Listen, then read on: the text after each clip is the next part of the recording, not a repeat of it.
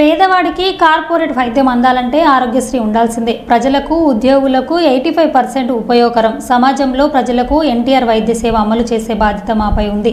ఆరోగ్యశ్రీ కింద ముందుగా వైద్యం చేసేందుకు నిధులు విడుదల ఆలస్యం అవుతే అప్పుగా లేక బ్యాంకు లోన్ తీసుకుంటూ ఎన్టీఆర్ వైద్య సేవ ముందుకు తీసుకెళ్లడం జరుగుతుందని, ఎన్టీఆర్ వైద్య సేవను ఇన్సూరెన్స్కు జత చేయాలన్న ఆలోచన ఏపీ సీఎం చంద్రబాబుకు ఉన్నట్లు ఆర్ఆర్ హాస్పిటల్ అధినేత సీనియర్ వైద్యులు బాలమద్దయ్య వెల్లడి. ప్రజలకు కార్పొరేట్ వైద్యం అందించేందుకు ఎన్టీఆర్ వైద్య సేవ, ప్రభుత్వ ఉద్యోగులకు ఈహెచ్ఎస్ సౌకర్యం ఉందని, 85% మందికి ఉపయోగపడుతుందని, రాష్ట్ర ప్రభుత్వం ఎన్టీఆర్ వైద్య సేవ నిధులు సకాలంలో చెల్లించాలని ఆర్ఆర్ హాస్పిటల్ అధినేత సీనియర్ వైద్యులు మద్దయ్య కోరారు.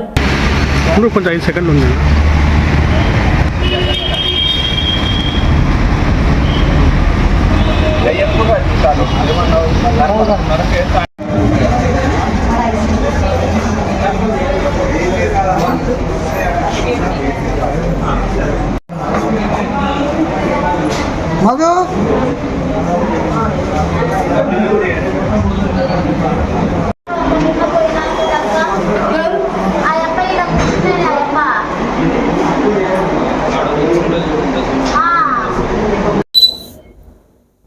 నా పేరు డాక్టర్ బాలమద్దయ్య. నేను మొదటి నుంచి ఇండియన్ మెడికల్ అసోసియేషన్లో వేరియస్ లెవెల్లో వర్క్ చేస్తూ వచ్చాడు. మేము అప్పుడు మొదటి హాస్పిటల్స్ అంటే అప్పుడు ఆ బిగినింగ్ నుంచి మేము ఆరోగ్యశ్రీలో పనిచేసేటువంటి హాస్పిటల్స్లో మాది ఒకటి.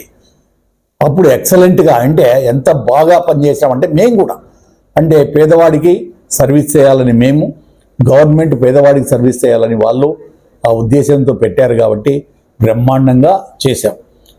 అది క్రమేణా మనకేంటంటే మన స్టేట్లోనే కాకుండా వేరే స్టేట్లలో ఈవెన్ ఇంక్లూడింగ్ ఇండియాలో కూడా అది వేరియస్ నేమ్స్తో ఆ పథకం అమలులో జరుగుతుంది. ఒకటి ఏంటంటే దీంట్లో చాలా అడ్వాంటేజ్.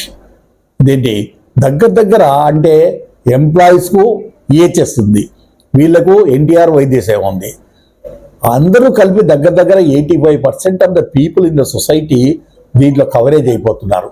అయితే మెయిన్ క్వశ్చన్ ఏంటంటే కనుక ఇప్పుడు అట్లా గవర్నమెంట్కు అడ్వాంటేజ్ ఉంది. పేషెంట్లోకి శ్రీ పెట్టినప్పుడు రాజశేఖర రెడ్డి గారు ఇన్సూరెన్స్ కంపెనీ మెయింటైన్ చేసేది, మళ్ళీ తర్వాత గవర్నమెంట్ టేక్ ఓవర్ చేసింది. మళ్ళీ again they are going back అంటే ఇన్సూరెన్స్కి ఇచ్చేదానికి. ఎస్, మొడాలిటీస్ కరెక్ట్గా వర్కౌట్ చేస్తే కనుక ఎక్సలెంట్గా వర్కౌట్ అవుతుంది. Cashless there no problem, insurance తీసుకునే ఇబ్బంది ఏం లేదు. బట్ అల్టిమేట్గా మనం చూడాల్సింది ఏంటంటే కనుక ఒకటి హాస్పిటల్స్ పేమెంట్స్, పేషెంట్లకు ట్రీట్మెంటు, గవర్నమెంట్కి అడ్వాంటేజ్, ఈ మూడే వర్కౌట్ చేసుకోవాల్సి వస్తుంది. ఇంపార్టెంట్ ఆస్పెక్ట్ అంటే ఈ రేట్స్ ఇప్పుడు ఏవైతే ఉన్నాయో ఎన్టీఆర్ వైద్య ఆరోగ్య సేవలో ఎప్పుడో రాజశేఖర రెడ్డి గారు పెట్టినప్పటి నుంచి అదే రేట్స్ ఉన్నాయి, రివైజ్ చేయట్లే.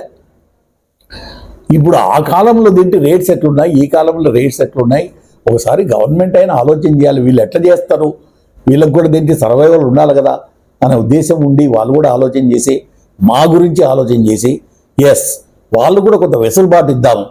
కొంత దీన్ని పూర్తిగా కాకపోయినా స్టెప్ వైజ్ సరే ఒకటేసారి మొత్తం పెంచలేకపోయినా కానీ సరే ఈ ఇయర్ కొంత పెంచుతాం, నెక్స్ట్ పర్సెంట్. ఇప్పుడు ఇది ఎట్లా పెట్టాలంటే కనుక రేట్స్ కూడా అయ్యా ఎవరి ఇయర్ 5% పెరుగుతుంది మీకు అంటే మేము కూడా హ్యాపీగా ఉంటాం. కాబట్టి అది కూడా ఇప్పుడు ప్రస్తుతానికి రివైజ్ చేసి మళ్ళీ ఇయర్లీ ఒక సర్టన్ పర్సెంటేజ్ ఇంక్రీజ్ చేస్తూ పోతుంటే కనుక ఈ స్కీము ఎక్సలెంట్గా సార్. చాలామంది బాధపడతారు, పేషెంట్లు చాలామంది చనిపోతారు. కాబట్టి ఈ స్కీము డెఫినెట్గా సర్వైవ్ కావాలా, మేము కూడా చేయాలా, ఇది ఇట్లే ఉండాలా. మీడియా వాళ్ళు కూడా దీనికి బాగా ఎంకరేజ్ చేయాలని నేను మనసా వాచాకరణ కోరుకుంటున్నాను. Thank you very much. నా పేరు డాక్టర్ జి బాలమద్దయ్య.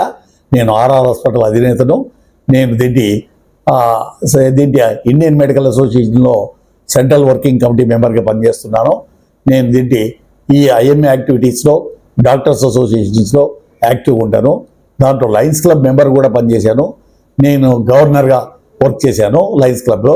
తర్వాత ఈ మెడికల్ కౌన్సిల్లో నేను మెడికల్ కౌన్సిల్ వైస్ చైర్మన్గా పనిచేశాను, ఎథిక్స్ కమిటీ చైర్మన్ కూడా పనిచేశాను. బట్ వేరియస్ లెవెల్లో అసోసియేషన్లో పనిచేశాను కాబట్టి కొంత అవగాహనతో ఇది బోత్ పర్ దేంటి నర్సింగ్ హోమ్స్కు, ప్రజలకు అండ్ గవర్నమెంట్కు నా తరఫున I am put forth my request. Thank you very much.